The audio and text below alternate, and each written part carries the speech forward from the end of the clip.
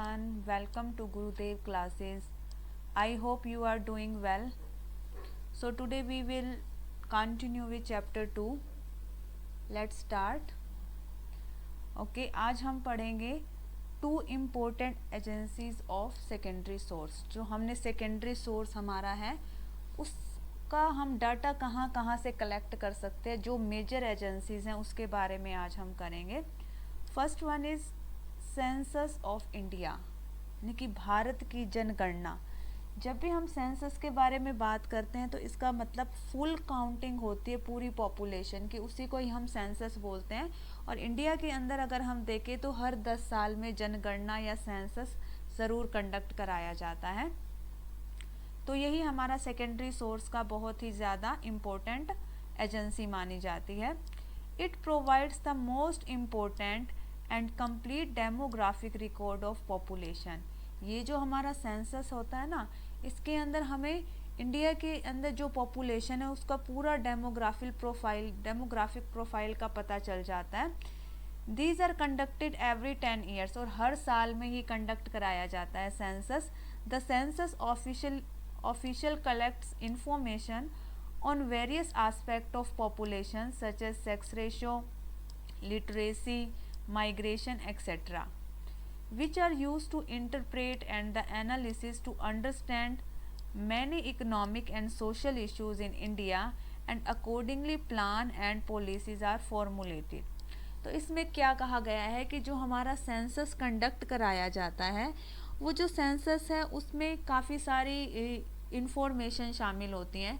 वो जो इंफॉर्मेशन है सेक्स रेशियो की हो सकती हैं, और लिटरेसी रेट क्या चल रहा है उसकी हो सकती है, माइग्रेशन से रिलेटेड हो सकती हैं, जो हमारी पॉपुलेशन की डेंसिटी है उसको भी इसमें कवर किया जाता है। ऐसे ही लिटरेसी रेट क्या है, ये सारा का सारा हमारा सेंसस के अंदर ही कंडक्ट किया जाता है। और उसके बाद एक बार जब ये सारी की सारी इन्फॉर्मेशन गैदर कर ली जाती हैं तो इन इन्फॉर्मेशन को अच्छे से एनालाइज किया जाता है, इसको इंटरप्रेट किया जाता है, अच्छे से अंडरस्टैंड किया जाता है। और अंडरस्टैंड करने के बाद ही जो भी हमारे सोशल इश्यूज़ हैं, जो भी हमारे इकोनॉमिकल इश्यूज़ हैं, उनको ध्यान में रखकर इकोनॉमिक प्लानिंग की जाती है, पॉलिसीज़ फॉर्मुलेट की जाती हैं, अलग अलग प्लान बनाए जाते हैं। Next is national sample survey organisation, इसको शॉर्ट फॉर्म में NSSO भी बोल देते हैं। अब जो हमारा NSSO है वो भी क्या करता है, डिफरेंट टाइम पीरियड पे डेटा को कलेक्ट करता रहता है। 1950 में इसको एस्टेब्लिश किया गया था, और ये बहुत सारे तरह के डाटा कलेक्ट करता है। लाइक लैंड से रिलेटेड डाटा कलेक्ट कर लिया, जो लाइव स्टॉक है हमारा, पशु वगैरह, उनसे रिलेटेड उनकी क्या पॉपुलेशन है उसका रिलेटेड डाटा भी ये कलेक्ट करता है। इसी तरीके से जो हमारा एम्प्लॉयमेंट लेवल कितना है, अनएम्प्लॉयमेंट लेवल कितना है, ये भी हमारा NSSO ही कंडक्ट कराता है। It was establish in 1950 under the ministry of finance ministry के अंदर आता है।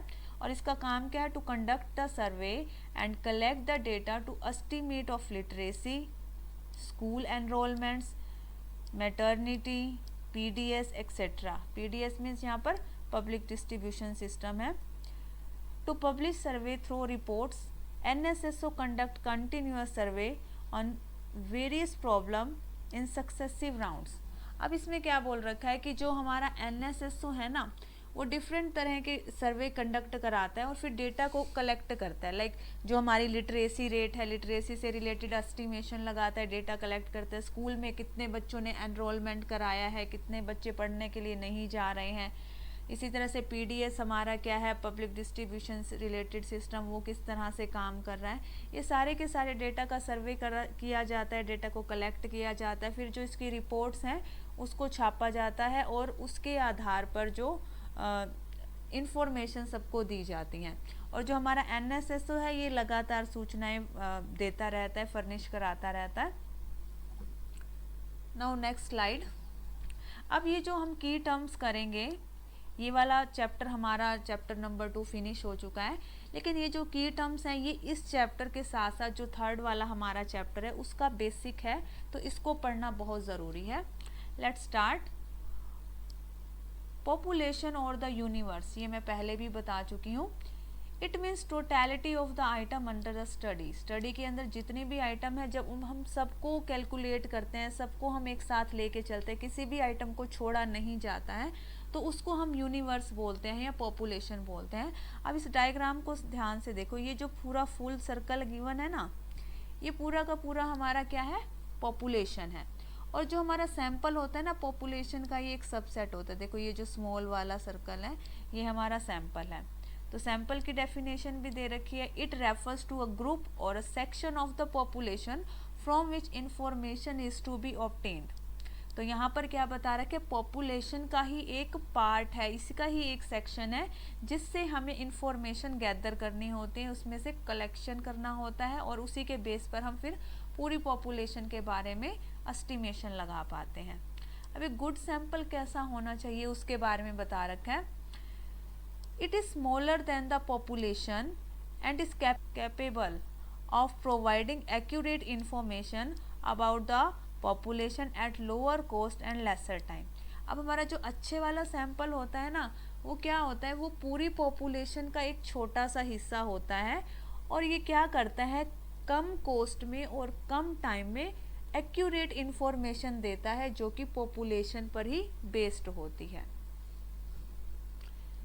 Next is investigator. अब इन्वेस्टिगेटर कौन होते हैं, वो व्यक्ति जो इन्वेस्टिगेशन कंडक्ट कराते हैं, जो सर्वे करते हैं।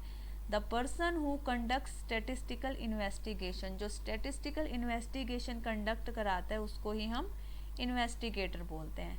Next is numerator. न्यूमिरेटर कौन होता है, a person who helps the investigator in collection of data. जो डेटा की कलेक्शन में इन्वेस्टिगेटर की हेल्प करता है, उस पर्सन को हम न्यूमिरेटर बोल देते हैं। Next is respondent.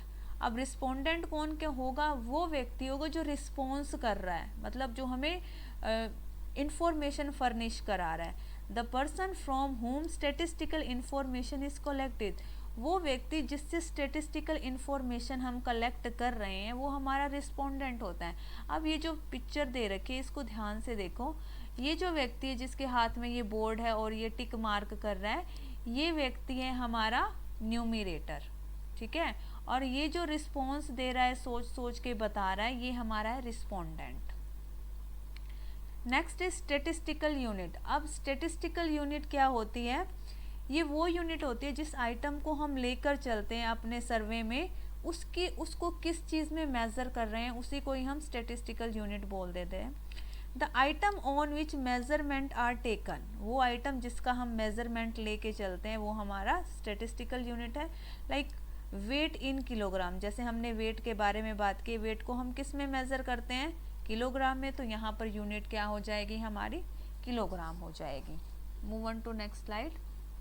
Okay guys, इसके बाद मैंने आपके लिए 2 क्वेश्चंस डाले हैं और ये आपने ज़रूर करने हैं, और इसका आंसर जो है आपने कमेंट बॉक्स में लिखना है। फर्स्ट क्वेश्चन है, schedules are filled by the. Schedules कौन फिल करता है, हमारा इन्वेस्टिगेटर करता है, न्यूमिरेटर, इन्फॉर्मेंट, और none of this. And next one is, which of the following is the merit of a good questionnaire. एक गुड क्वेश्चनियर की क्या मेरिट होती हैं। First option is difficulty, second less number of question, third not in proper order, and last invalid question. Okay, thank you so much guys. This was all about for today. Keep watching, keep learning, stay healthy. Thank you so much.